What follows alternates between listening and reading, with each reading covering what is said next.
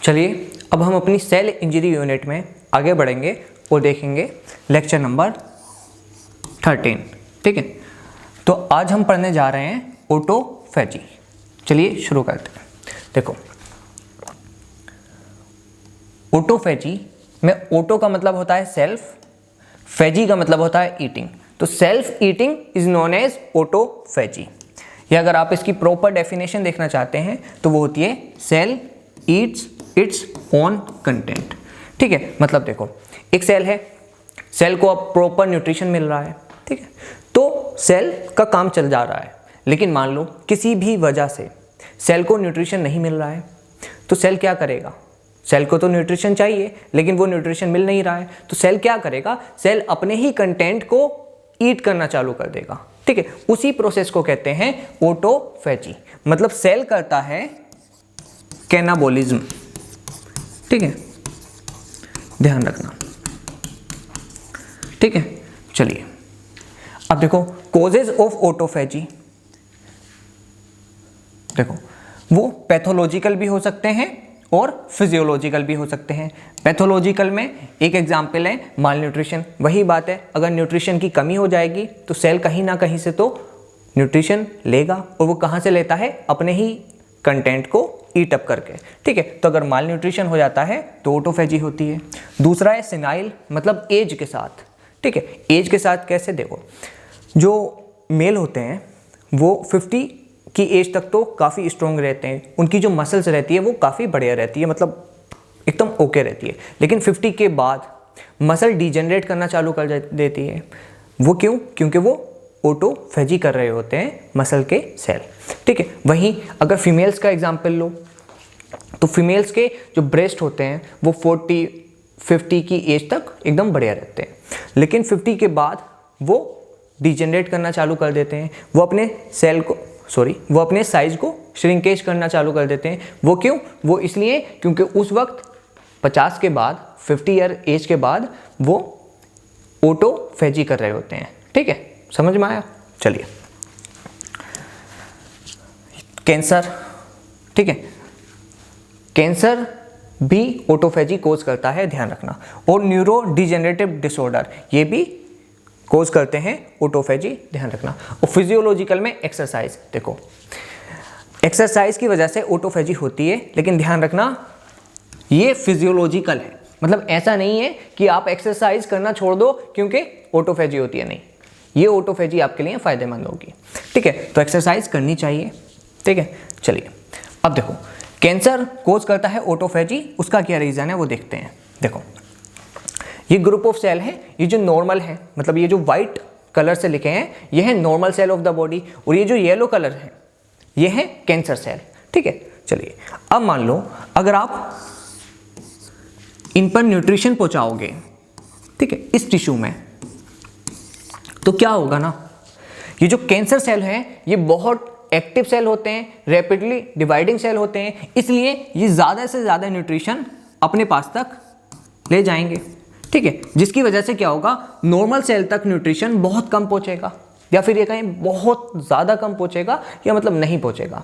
तो normal cell को तो लाइव रहने के लिए न्यूट्रिशन की ज़रूरत है, तो वो क्या करेगा, वो अपने ही कंटेंट को ईट अप करने लगेगा। उसी को आप कह दोगे ऑटोफेजी। ठीक है, तो समझ में आया कि कैंसर ऑटोफेजी कोज करता है। ठीक है, चलिए अब देखो टाइप्स ऑफ ऑटोफेजी। 4 तरीके के ऑटोफेजी होते हैं। एक होता है मैक्रो ऑटोफेजी, एक होता है माइक्रो ऑटोफेजी, एक होता है सीएमए। सीएमए मतलब चेपरोन मीडिएटेड ऑटोफेजी, और एक होता है माइटो ऑटोफेजी। ठीक है, और ध्यान रखना most important type of autophagy होता है आपका मैक्रो ऑटोफेजी। ठीक है, चलिए अब देखो मैक्रो ऑटोफेजी के बारे में हमें पढ़ना है। चलिए देखते हैं। देखो मैक्रो ऑटोफेजी में सबसे पहले बनता है फेगोफोर, फिर बनता है प्री ऑटोफेगोसोम, फिर बनता है ऑटोफेगोसोम। ठीक है, पहले क्या बना, फेगोफोर, फिर क्या बना, प्री ऑटोफेगोसोम, फिर क्या बना, ऑटोफेगोसोम। ठीक है,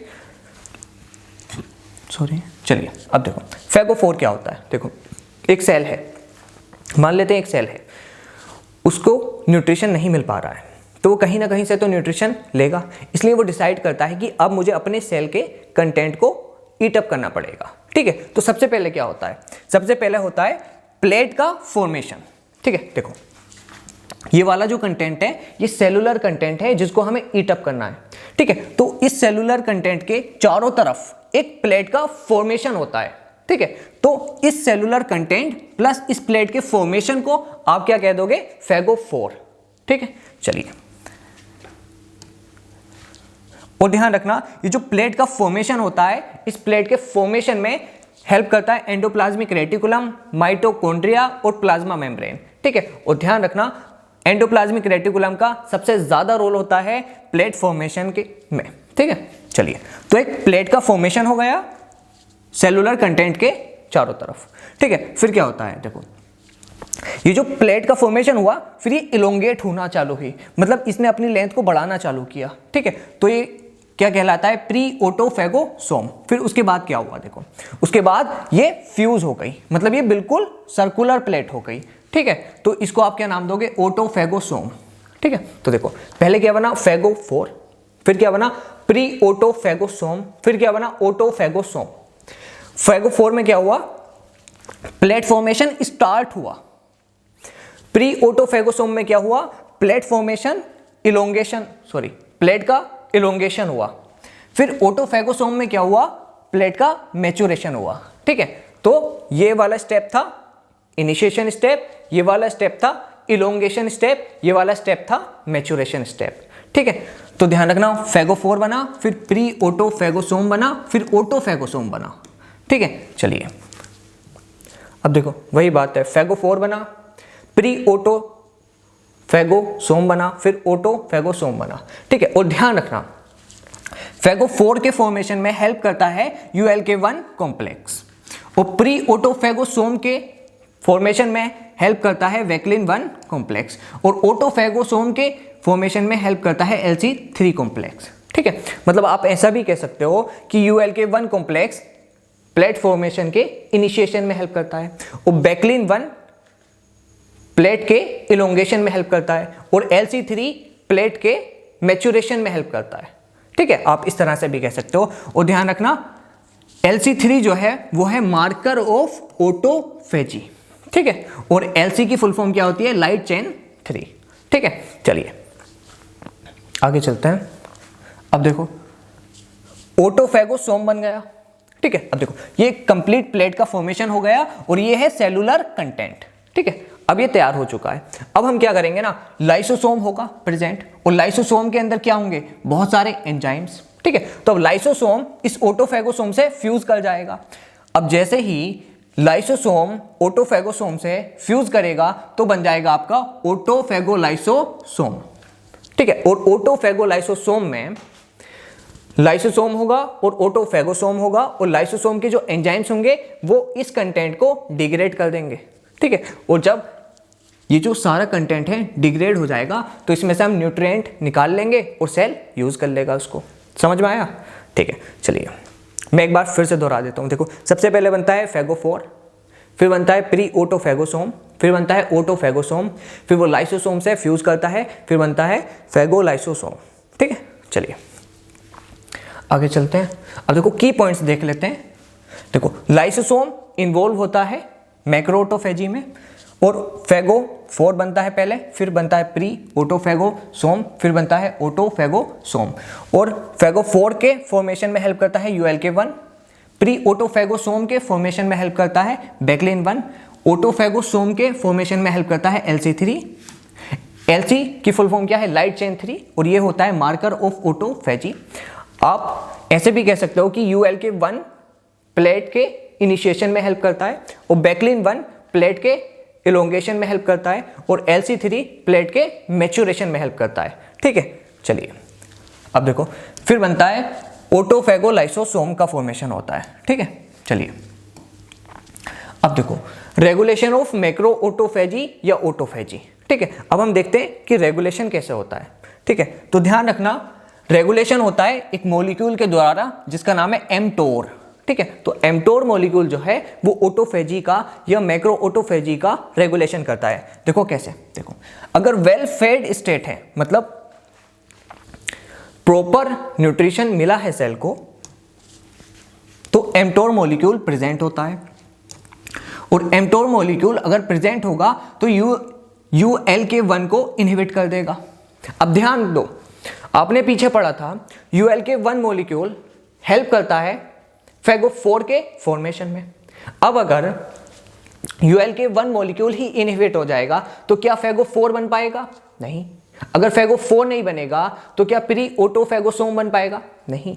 अगर प्री ऑटोफैगोसोम ही नहीं बनेगा तो क्या ऑटोफैगोसोम बनेगा? नहीं।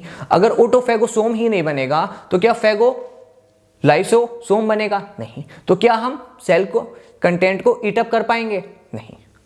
मतलब अगर आपने वेल फेड स्टेट है, पूरा न्यूट्रिशन ले रखा है, तो एम्प्टोर मॉलिक्यूल प्रेजेंट होगा, ये इनहिबिट कर देगा ULK1 को, और अगर ULK1 इनहिबिट हो जाएगा तो ऑटोफेजी नहीं हो पाएगी। लेकिन वहीं अगर आपका माल न्यूट्रिशन हो जाए तो एम्प्टोर मॉलिक्यूल एब्सेंट हो जाएगा। अगर एम्प्टोर मॉलिक्यूल एब्सेंट हो जाएगा तो ULK1 मॉलिक्यूल एक्टिव हो जाएगा। अब ये एक्टिव हो जाएगा तो ये ऑटोफेजी को इनिशिएट कर देगा। ठीक है, समझ में आया? तो एम्प्टोर जो है वो रेगुलेट करता है ऑटोफेजी को। और ध्यान रखना, अगर एम्प्टोर मॉलिक्यूल प्रेजेंट होगा तो ऑटोफेजी नहीं होगी। ठीक है, वहीं अगर एम्प्टोर मॉलिक्यूल एब्सेंट होगा तो ऑटोफेजी होगी। ठीक है, चलिए आगे चलते हैं। अब देखो, अब देखते हैं माइक्रो ऑटोफेजी। चलिए, छोटा सा है, देखो, cellular content direct taken by lysosome. ठीक है, कुछ नहीं। माइक्रो ऑटोफेजी में मान लो न्यूट्रिशन की कमी हुई तो लाइसोसोम क्या करता है ना, डायरेक्टली सेलुलर कंटेंट को ले लेता है और उसको डाइजेस्ट कर देता है। मतलब इसमें कोई भी FAGO4 का फॉर्मेशन नहीं होगा, कोई भी बैक्लिन 1 मॉलिक्यूल का इन्वॉल्वमेंट नहीं होगा, कोई भी ULK1 मॉलिक्यूल का इन्वॉल्वमेंट नहीं होगा, कोई भी LC3 मॉलिक्यूल का भी इन्वॉल्वमेंट नहीं होगा, और कोई भी ऑटोफैगोसोम नहीं बनेगा। ठीक है, समझ में आया? इसमें सिर्फ ये होता है, न्यूट्रिशन की कमी हुई, लाइसोसोम डायरेक्टली टेकन अप कर लेगा सेलुलर कंटेंट को और डाइजेस्ट कर देगा। ठीक है, समझ में आया? चलिए, तो डायरेक्ट एंडोसाइटोसिस होता है, देखो वो ये है। देखो, मान लो ये सेल है, न्यूट्रिशन की कमी हुई तो ये लाइसोसोम क्या करेगा, इस सेलुलर कंटेंट को डायरेक्टली ईट अप कर लेगा। ठीक है, तो बस इसको आपने नाम दे दिया माइक्रो ऑटोफेजी। ठीक है, चलिए अब देखते हैं CMA की फुल फॉर्म क्या है? Chaperone mediated autophagy. ठीक है, और देखो, ये जो चैपरोन है, ये जो चैपरोन मॉलिक्यूल है, इसका काम क्या होता है? ये करेक्ट करता है मिसफोल्डेड प्रोटीन को। ठीक है, चैपरोन मॉलिक्यूल जो है वो करेक्ट करता है मिसफोल्डिंग प्रोटीन को। और चैपरोन मॉलिक्यूल का एक एग्जाम्पल होता है HSP, मतलब heat shock protein.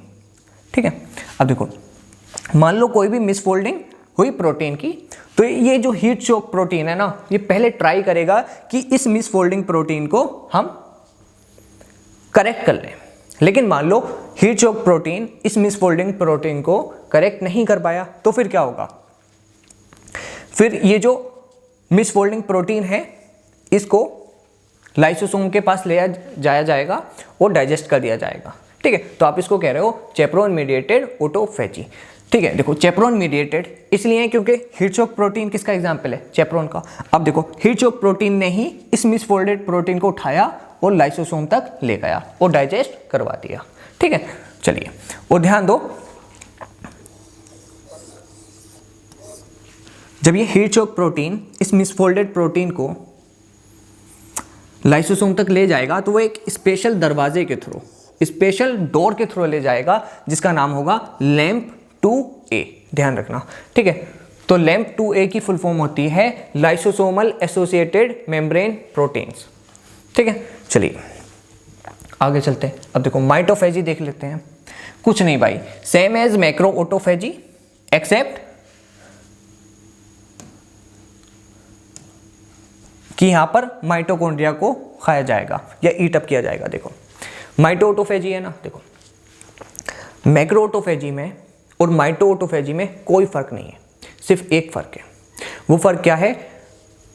Macro autophagy में अगर आप किसी भी सेलुलर कंटेंट को ईट अप कर रहे हो तो आप उसको नाम दे दोगे मैक्रो ऑटोफेजी। लेकिन अगर आप सिर्फ और सिर्फ माइटोकॉन्ड्रिया को ईट अप कर रहे हो तो उसको आप नाम दे दोगे माइटोफेजी। ठीक है, मैंने क्या बताया? मैक्रो ऑटोफेजी में और माइटो ऑटोफेजी में कोई फर्क नहीं है, सिर्फ एक फर्क है। वो फर्क क्या है? अगर आप सेल का कोई भी कंटेंट ईट अप कर रहे हो, राइबोसोम हो, एंडोप्लाज्मिक रेटिकुलम हो, प्रोटीन्स हो, साइटोस्केलेटन हो, न्यूक्लियस हो, कुछ भी हो, तो आप उसको नाम दे दोगे मैक्रो ऑटोफेजी। लेकिन अगर आप सिर्फ माइटोकॉन्ड्रिया को ईट अप कर रहे हो तो उसको आप नाम दे दोगे माइटोफेजी। देखो माइटोफेजी में माइटो शब्द आ रहा है ना, तो इसका मतलब है कि आप सिर्फ माइटोकॉन्ड्रिया को ईट अप कर रहे हो। बाकी देखो, अगर माइटोऑटोफेजी में और मैक्रोऑटोफेजी में कोई फर्क नहीं है तो माइटोऑटोफेजी में भी फेगोफोर का फॉर्मेशन होगा, फिर प्री ऑटोफेगोसोम का फॉर्मेशन होगा, फिर ऑटोफेगोसोम का फॉर्मेशन होगा, फिर फेगोलाइसोसोम भी बनेंगे, ठीक है। और माइटोऑटोफेजी में भी ULK1 कॉम्प्लेक्स का इन्वॉल्वमेंट होगा, बेगलिन 1 मॉलिक्यूल का इन्वॉल्वमेंट होगा, LC3 मॉलिक्यूल का इन्वॉल्वमेंट होगा, ठीक है। तो समझ में आ रहा है ना? चलिए अब देखो नोट पॉइंट, ये देखो special type of macro autophagy, ठीक है। चलिए, और ओनली ईटिंग माइटोकॉन्ड्रिया, ठीक है। तो समझ में आया ना कि मैक्रो ऑटोफेजी में आप कुछ भी ईट कर सकते हो, लेकिन अगर आप सिर्फ और सिर्फ माइटोकॉन्ड्रिया को ईट अप करोगे तो उसको आप नाम दे दोगे माइटोऑटोफेजी, सॉरी माइटोफेजी, ठीक है। चलिए अब देखो, मान लो ये सेल है, अब इस सेल में कई सारे माइटोकॉन्ड्रिया होंगे।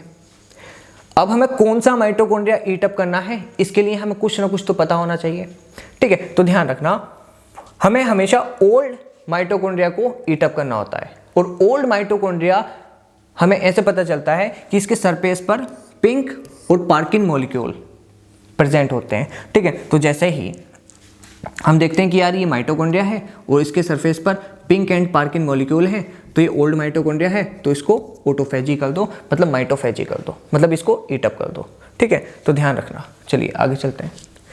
अब देखो ऑटोफेजी जो है वो ATG जीन से रेगुलेटेड होता है, ध्यान रखना।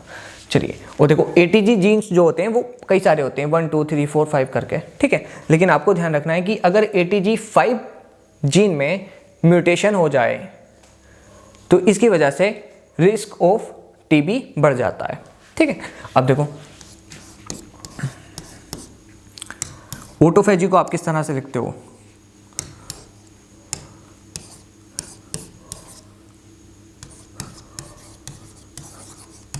ऑटोफेजी, ठीक है। देखो ATG, तो ये क्या हो गया? ATG, ठीक है। तो ध्यान रखना ATG जीन जो हैं वो रेगुलेट करते हैं ऑटोफेजी को, ठीक है। चलिए, उम्मीद है लेक्चर समझ में आया होगा। Thank you.